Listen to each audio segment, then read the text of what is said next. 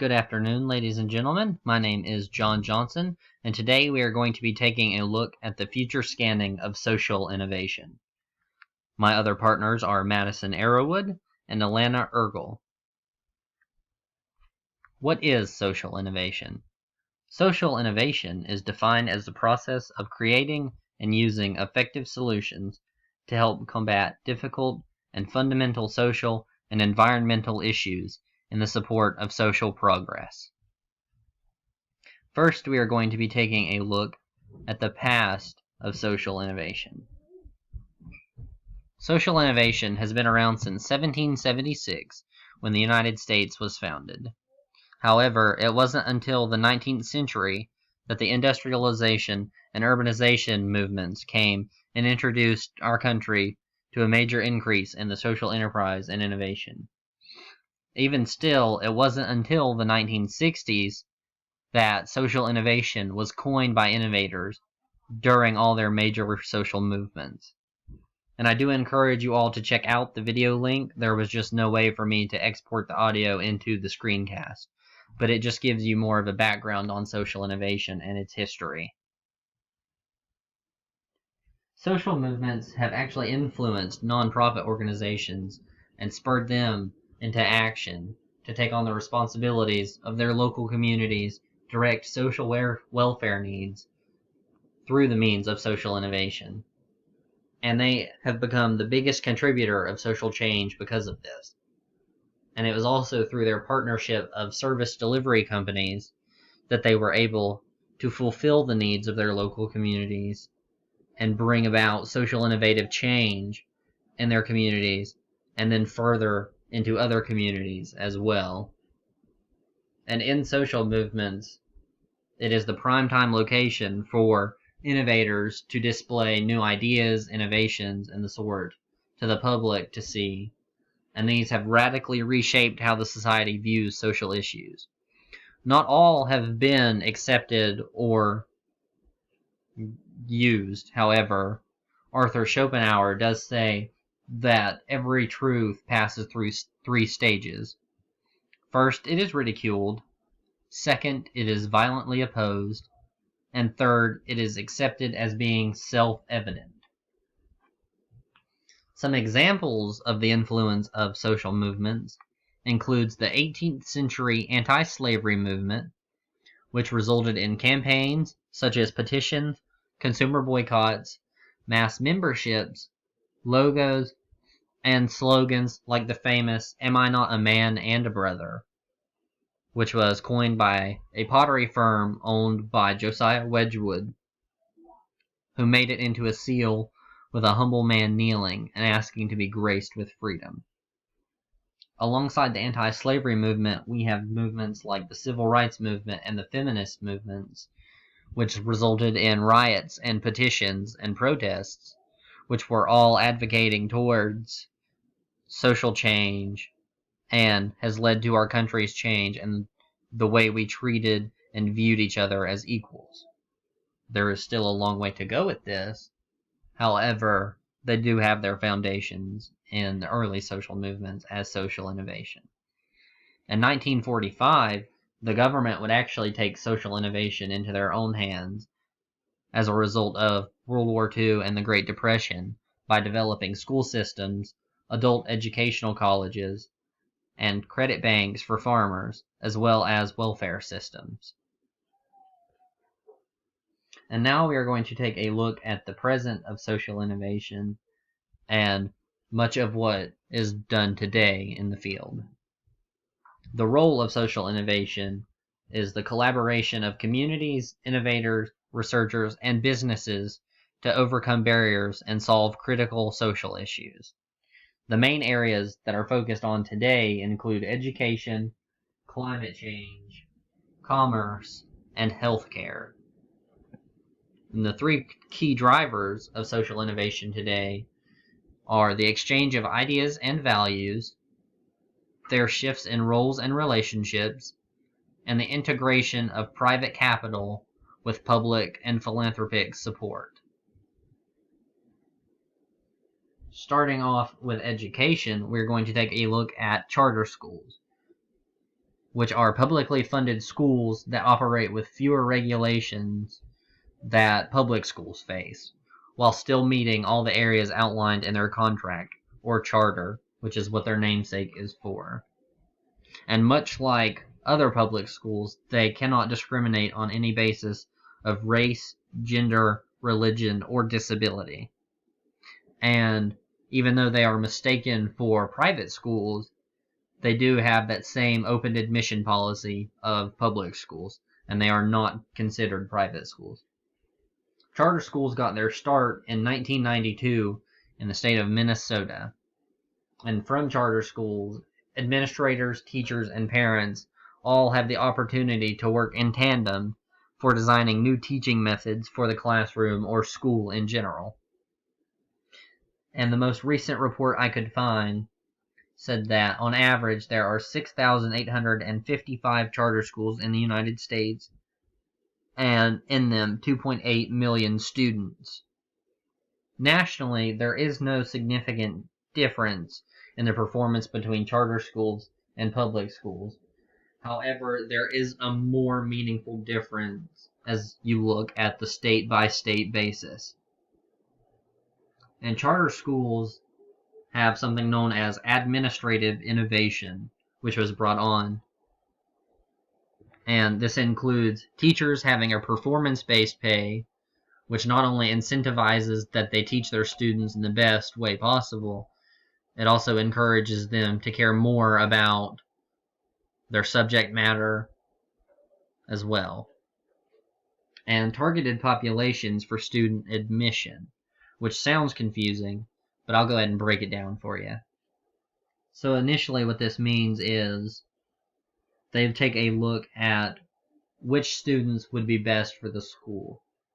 And every study has shown that lower income urban students are more likely to benefit from charter schools. So typically that is who is admitted into charter schools, but again, they do not have any basis of discrimination. And then charter schools also boast a small class size and atypical school hours, which could mean they start before and let out early, they start after and let out at the same time, so on and so forth. And then the concept of teacher looping, which means that teachers are to stay with a cohort of students for multiple grade levels. And this enables students and teachers both to benefit from having a mutual relationship instead of forcing students to remake relationships every year, as well as the teachers having less time spent and not being knowledgeable on what the student requires because they have so many new faces to learn every year. And governance is the concept that parents and teachers both have involvement in the hiring process of any faculty and staff. And following that 2016 report from the last slide, it is estimated that 41 states and the District of Columbia allow charter schools, with the exception of Alabama, Kentucky, West Virginia, Vermont, Washington State, Montana, North and South Dakota, and New England. Emissions trading is the idea of pollution control programs that uses economic incentives to reduce emissions. And this can be in the form of tax cuts or monetary gain to these businesses that reduce their pollutant emissions. A cap is set on their total amount of a certain pollutant, which is typically carbon because it is one of the biggest gases being emitted. And this provides permits to pollute to all participating businesses. And those with higher emissions can actually buy credits from businesses that have either reduced their emissions or just don't have that many to start with. And over time, they reduce the cap. So even the higher emitting businesses are still lowering it, and they're not just buying their way out. And this results in a mutual agreement from businesses and a beneficial thing to the environment as well. and it is estimated to have reduced the carbon emission in the United States by 45% in the last 15 years. Fair trade movements are the organized movements that establishes standards for coffee, chocolate, sugar, and other products that require outsourcing farms or other things of that nature. And this is used by certifying traders as fair trade certified, and this means that they pay farmers a living wage and meet other social and environmental standards such as eco-friendly practice, not testing on animals, not using child labor, as well as monetary wages being paid that are livable for the area that farmers live in. And this also helps to promote a sense of environmental sustainability. Many of the fair trade brands are popular brands, thankfully, and this includes Kind. Trader Joe's chocolate, coffee, and sugar are all fair trade certified. Nespresso, Starbucks Coffee Company, which I'm sure most of you already knew, as well as the English Tea Shop, Ben & Jerry's Ice Cream, and many more. In the field of healthcare, there are many innovative treatments and other products or ideas used to help deter the spread of diseases and other things like that, which is now more important than ever in the midst of the COVID-19 breakout.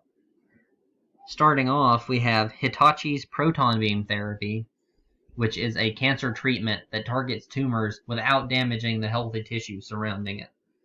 And it has even been stated that even abnormally shaped tumors can be targeted with the proton beam without damaging healthy tissue. And it has even been said from many cancer patients that this causes less distress towards themselves than most chemotherapy. And the University of Southern California's SciNet is an AI algorithm used for mapping homeless teens infected with HIV. And how this works is they map out an area frequented by homeless teens that are known to either have HIV or are at risk for HIV. And the AI targets an individual that they think would be best to educate the rest of their group or homeless community on HIV treatment centers or other things related to that in terms of people who would accept homeless patients. The XStat-30 is a syringe filled with biocompatible sponges that are meant to internally pack a wound.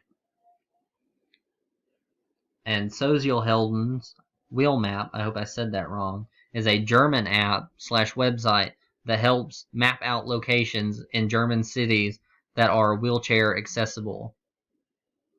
And then there is the concept of e-health or telehealth, however you want to consider it, which is just any mobile connections between a healthcare provider and a patient, such as talk, text, web, and email. And it is actually considered to be mainly used for mental health care providers, such as telepsychiatry, and it is used in place of physical meetings wherein some people don't have any practicing psychologists in their immediate area, so they have to use distance clients and specialists over the phone, internet, etc.